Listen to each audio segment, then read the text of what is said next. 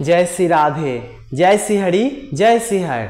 এই বছর 2025 সালে গুরু পূর্ণিমা কবে পড়েছে, গুরু পূর্ণিমার দিন যে বিশেষ বিশেষ কাজ আছে অর্থাৎ দীক্ষা কাজ এবং তুলসীর মালার পরিবর্তন আর অনেক কিছু এই দিন আছে। তো তা আমার এই চ্যানেলে এই ভিডিওটিতে এখন আপনারা জানতে পারবেন এবং এই গুরু পূর্ণিমা কেন পালন করবেন, গুরুর আমাদের কেন প্রয়োজন এবং গুরু পূর্ণিমার যে মাহাত্ম্য কথা সমস্ত কিছু এই ভিডিওটিতে এখন আমি আপনাদের কাছে শ্রবণ করাবো এবং সমস্ত কিছু কথা আজ এই রামচরিতমানসের কাকভূষণীর যে ভক্তির কথা এবং গুরু পূর্ণিমার যে কথা এবং শ্লোক সমেত রামচরিতমানসের চৌপাই সমেত আমি আপনাদের কাছে আজ এই ভিডিওটিতে জানাবো। তো আপনারা মন দিয়ে শ্রবণ করুন। বছরে কিন্তু একবারই এই গুরু পূর্ণিমা আসে। প্রত্যেক বছর এই আষাঢ় মাসের শুক্লপক্ষের পূর্ণিমা তিথিতে গুরু পূর্ণিমা আমরা পালন করে থাকি। এই 2025-এর সেই গুরু পূর্ণিমা পড়েছে 10 জুলাই 25 আষাঢ় বৃহস্পতিবার দিন। এই দিন আপনারা গুরু পূর্ণিমা পালন করবেন। আর যারা দীক্ষা নেবেন, যেই গুরুর কাছ থেকে আপনারা দীক্ষা নেন না কেন, তো এই যে দীক্ষা নেওয়ার একটা শুভ মুহূর্ত থাকে, সময় থাকে, সেই শুভ মুহূর্ত সকাল থেকে শুরু আছে দুপুর 12টা 31 পর্যন্ত। আপনারা এই দুপুর 12টা 31-এর মধ্যে আপনারা দীক্ষা নিতে পারবেন। এটা হচ্ছে দীক্ষা নেওয়ার শুভ মুহূর্ত। আর আরেকটা জিনিস জেনে রাখুন, যদি আমাদের গলায় তুলসীর মালা থাকাকালীন যদি ছিঁড়ে যায় তাহলে ওই ছিঁড়ে গেলে গলা কখনো শূন্য রাখতে নেই, তৎক্ষণাৎ সঙ্গে সঙ্গে তুলসীমালা ধারণ করতে হয়।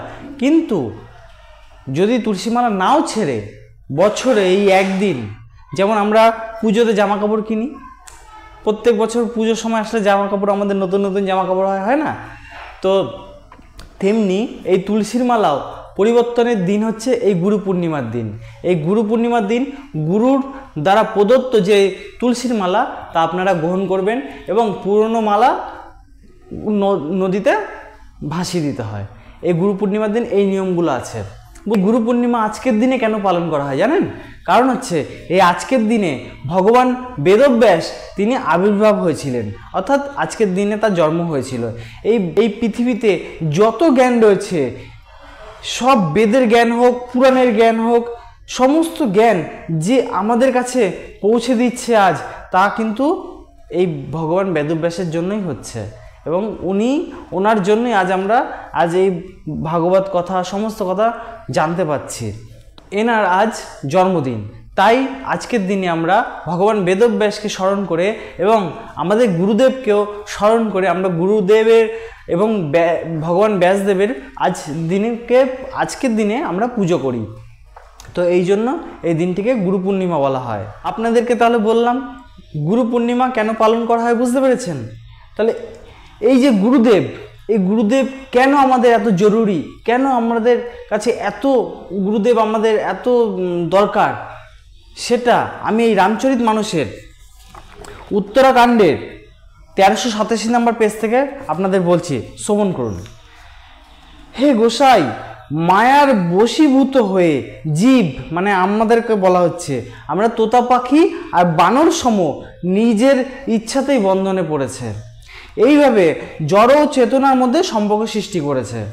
যদিও সে বন্ধন মিথ্যা, তবুও তার থেকে মুক্তি পাওয়া কঠিন নয়। জীব তখন থেকে জন্ম মৃত্যুর চক্রে ভবসাগরে অংশ হয়ে গেছে। বন্ধনও দূর হয় না আর জীবও কোনোদিনও সুখী হতে পারে না। বেদ ও পুরাণে বহু পথ বলা আছে, কিন্তু এই বন্ধন দূর তো হয় না, বরং আরও জটিল হয়ে ওঠে। জীবের আমাদের অন্তরে অজ্ঞান অন্ধকার জাগিয়ে বসে থাকে, এই কারণে আমরা বিস্মরণ হয়ে থাকি। তার জন্য এই অন্ধকারকে, তাহলে আমাদের এই মুক্তি লাভের জন্য কি হবে, আমাদেরকে এই অজ্ঞান অন্ধকার থেকে যে আলোর পথে নিয়ে যায় সেই হলো এই গুরুদেব। এই জন্ম মৃত্যু চক্রাকারের পথ থেকে যে আমাদেরকে এই ধরাধামে বারবার আর আসতে হবে না, যে আমাদেরকে বাঁচায়, সে হলো গুরুদেব। তাই এবার বুঝতে পারছেন গুরুদেব কেন এত জরুরি। তাই যেই রাস্তা গুরুদেব বলবে সেই রাস্তায় চলার চেষ্টা করুন, কারণ ওই পথে চললে আমাদের জীবের কল্যাণ হবে। এবার আবার আমাকে এবার বলতেই পারে যে আমি তো এখনো দীক্ষা নিইনি, তাহলে আমার গুরুদেবের কি প্রয়োজন, কি প্রয়োজন? রামচরিতমানসে 4 শুনুন, গুরু বিনু ভবনিধ तरह न कोई जो বিরিঞ্চি শঙ্কর সম হই। বিনা গুরু ছাড়া জ্ঞান হতে পারে না। যদি ভাবো আমি সব বই পুস্তক পড়েই জ্ঞান অর্জন করে নেব, কিন্তু সেটা যথার্থ জ্ঞান নয়। গুরুর দ্বারা প্রদত্ত যে জ্ঞান সেটাই হলো যথার্থ জ্ঞান। এই জন্যই গুরু এত জরুরি। গুরু না হলে সমাজে জ্ঞানহীন হয়ে কলুষিত হয়ে নোংরা হয়ে যেত এই সমাজ। দেখবেন এখনো কিন্তু অনেক মানুষের মধ্যে দেখবেন দয়া মায়া বলে আছে। এই আমি যখন অফিসে ডিউটিতে যাই, দেখি কত লোক ভিখারিরা যখন ভিক্ষা চায়, কত মানুষ তাদের ভিক্ষা দেয়। তাদের মধ্যে যদি দয়া মায়া না থাকতো তাহলে কি তারা ভিক্ষা দিত?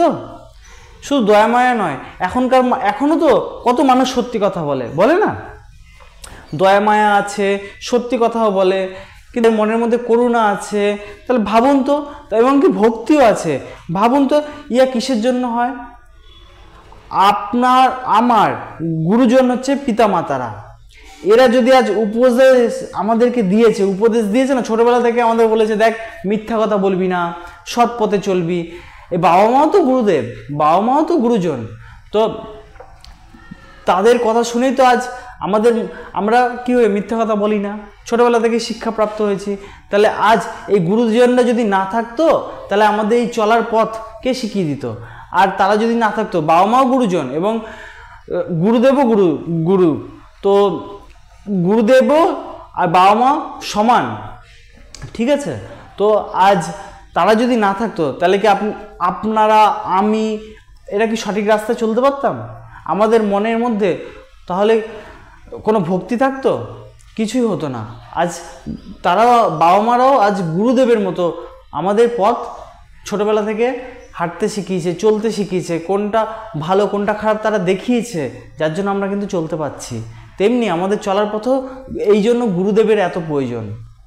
যেমন ছোটবেলা থেকে বাবা মাদের আমাদেরকে ধরে ধরে সমস্ত কিছু শিখিয়েছে, বাবা মা গুরুদেবের কাজ করেছে, তেমনি এই যে গুরুজন সন্তজন এদের জন্য আমাদের কি হয়, ভগবানকে পাওয়া খুব ইজি হয়ে যায়, খুব সহজ হয়ে যায়। অনেক লোক বলে যে গুরুদেব কি দেবে? আরে গুরুদেব যা দেবে তা এই সংসারে এই জগতে কেউ দিতে পারবে না এরকম। কারণ গুরু যে ভাগবত নাম দেয়, সেই নামের এরকম মহিমা যে তোমার জীবন উদ্ধার হয়ে যাবে। গুরুদেব শুধু নাম দেয় তা নয়, গুরু সেই যে নাম কানে আমাদের দেবে, সেই নামকে ভক্তিতে পাকিয়ে অর্থাৎ রান্না করে তার মিশ্রণ করে সেই নাম আমাদেরকে দেয়। এই নামই আপনি কিন্তু ইউটিউবে গুগলে সার্চ করলে পাবেন, এই নামই আপনি বই পুস্তকে পাবেন। কিন্তু সেই নাম আর গুরুর দ্বারা যে প্রদত্ত নাম আমাদের কর্ণে দেয়, তার মধ্যে অনেক আকাশ পাতাল তফাৎ আছে। কারণ গুরুদেব সারা জীবনের তপস্যা করে সঞ্চিত করে সেই নাম, আর সেই তপস্যার ফল তা আমাদের কর্ণে পৌঁছে দেয়। এইভাবে অশ্বত্থ বৃক্ষ আর বট বৃক্ষের কথা বলছি।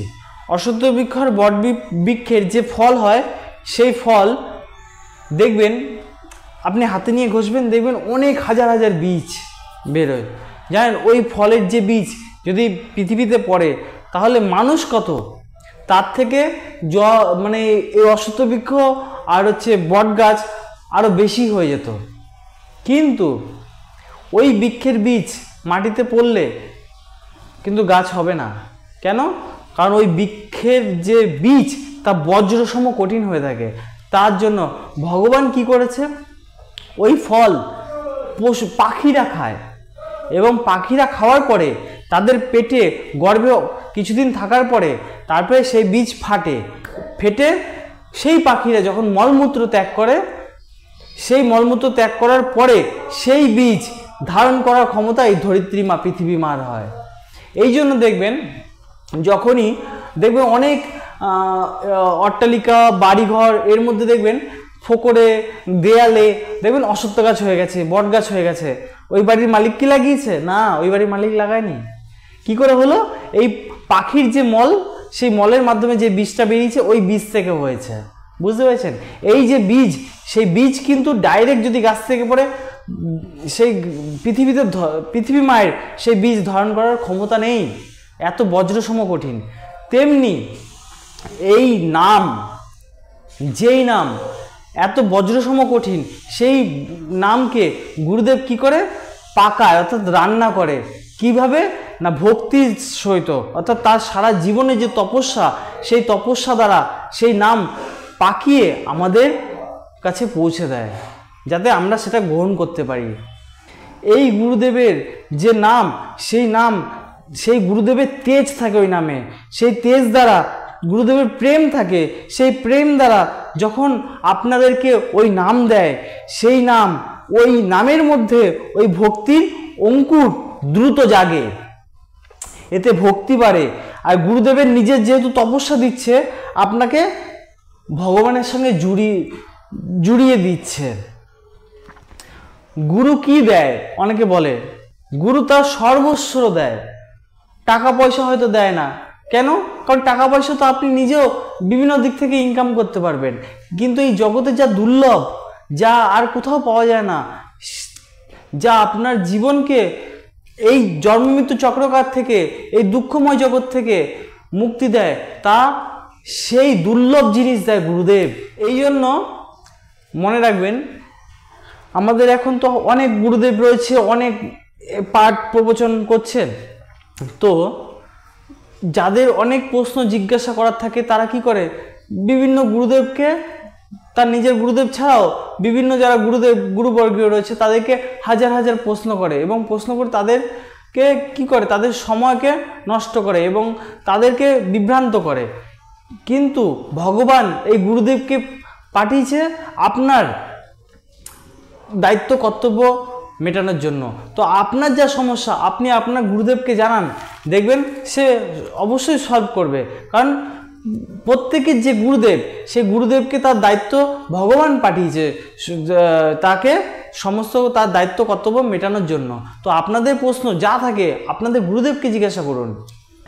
কারণ একমাত্র গুরুদেবই পারে তার অর্জিত তপস্যার ফল দিয়ে, তার কৃপার জোর লাগিয়ে পৌঁছে দেয় ভগবানের সেই লিস্টে আপনার নাম।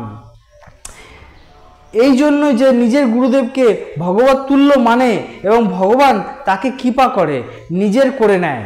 এই জন্য গুরুর মনে যে চড়ে, সে প্রভুর কোলেও সে চড়তে পারে। এই জন্য গুরুর প্রতি সদা সুন্দর ভাব রাখুন, গুরুর প্রতি ভালো মনোভাব রাখুন। এটা জেনে রাখুন, গুরুর প্রতি যে দেশ হিংসা করে, তার সর্বনাশ হয়ে যায়। যেমন রামায়ণে, মহাভারতে, আজ এই রামচরিতমানসের কাকভূষণ্ডী থেকে আপনাদেরকে বলবো, শুনুন। এই যে কাকভূষণ্ডী, এই কাকভূষণ্ডী পূর্বজন্মে কিন্তু একজন ব্রাহ্মণী ছিল। সে যখন আরেকজনের তার গুরুদেবের কাছ থেকে দীক্ষা নিয়েছিল, দীক্ষা নেওয়ার পরে সে কিন্তু মহাদেবের একদিন সেবায় নিযুক্ত ছিল, এবং তার মনের মধ্যে মহাদেবের সেবার জন্য দম্ভ আর অহংকারের কারণে তার গুরুদেব যখন এসেছিল, গুরুদেবের সঙ্গে কোনো কথাও সে বলল না। কিন্তু গুরুদেবরা কি হয়, কোমল এবং শান্ত স্বভাবের হয়।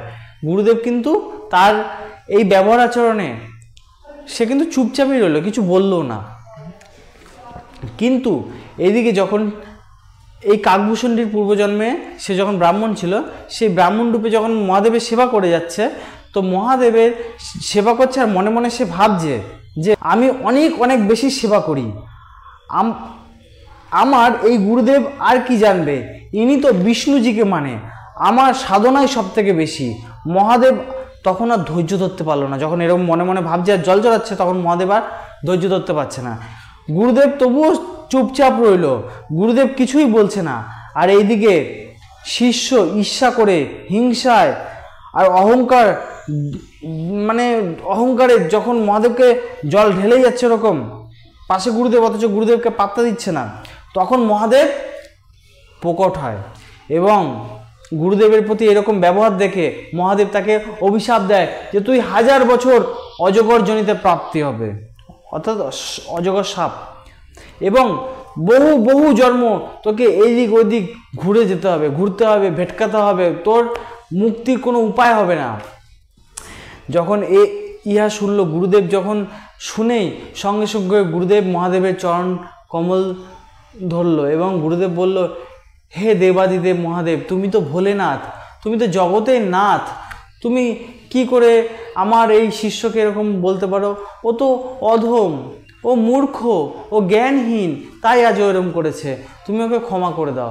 মহাদেব তার কৃপায়, তার স্তব স্তুতিতে সন্তুষ্ট হয়ে তাকে বলল, ঠিক আছে, তোর কার্যনি প্রাপ্ত হবে, কিন্তু তোর মুখে ভগবত নাম থাকবে।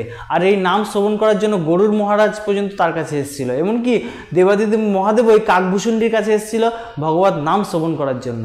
দেখুন, গুরুর কৃপা থাকলে কি হয়, সে কিন্তু আজ কোথায় পৌঁছে গেছে, সে কিন্তু আজ অমর হয়ে গেছে কাকভূষণটি।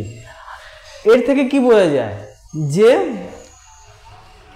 গুরুদেবকে অশ্রদ্ধা করে ভগবানও তাকে ক্ষমা করে না। ভগবান রুষ্ট হলে গুরুদেব বাঁচাতে পারে, কিন্তু গুরুদেব রুষ্ট হলে তারে রাখিতে না পারে কেহ। তাহলে বুঝতে পারছেন গুরুর মাহাত্ম্য কতটা। আজ ভগবান রুষ্ট হয়ে গেছে, কিন্তু গুরুদেব কাকভূষণটিকে বাঁচিয়ে দিল।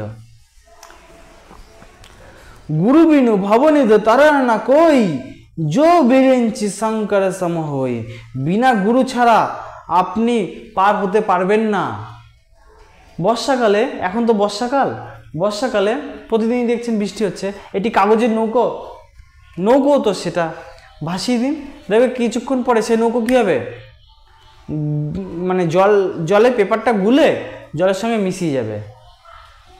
ওই নৌকো কি ভব সমুদ্র, অর্থাৎ সমুদ্র সাগর কি পার করতে পারবে ওই নৌকো?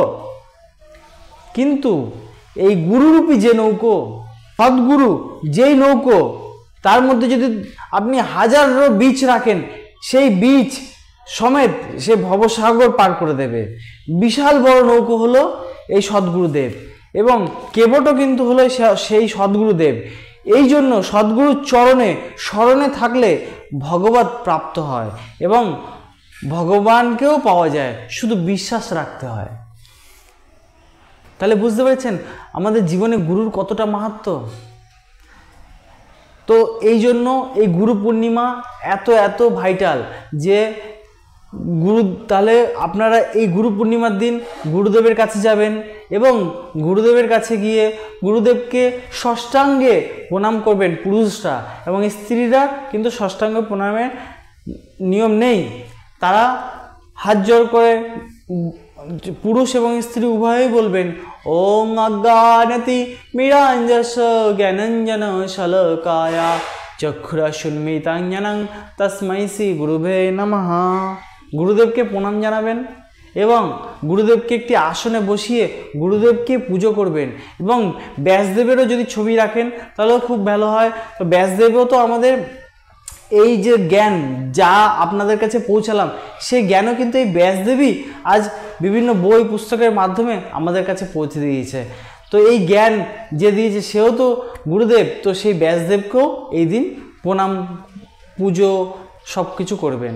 তো এইভাবে এই গুরু পূর্ণিমা পালন করবেন এবং গুরুর কাছে এই দিন যাবেন, গুরুর চরণ স্পর্শ করবেন, গুরুর পাদ রজে বসে কিছুক্ষণ সেখানে হরির নাম করবেন, কারণ গুরুর সামনে একমালা হরির নামও বহু সংখ্যক নাম জপের সমান হয়ে থাকে। তো এই দিন অবশ্যই গুরুর সমীপে যাবেন এবং গুরুদেবকে দেখুন, যারা খুবই ব্যস্ত, সারা বছরে সময় দিতে পারেন না, সারা বছরে বিভিন্ন কাজ নিয়ে ব্যস্ত থাকেন, তাদের কিন্তু এই গুরু পূর্ণিমার দিন অন্তত অবশ্যই একটা দিন বছরে গুরুদেবের কাছে যাবেন, গুরুদেবের সমীপে যাবেন এবং গুরুর চরণ আশ্রয় করবেন এবং গুরুর দেখানো পথ অবলম্বন করবেন, তাহলেই আপনার জীবনের মঙ্গল সাধিত হবে। যদি আমার ভিডিওটি ভালো লাগে তো ভিডিওটিতে একটি লাইক আর সাবস্ক্রাইব করে দেবেন ভবিষ্যতে এই ধরনের ভিডিও পাওয়ার জন্য। জয় শ্রী হরি, জয় শ্রী হরি।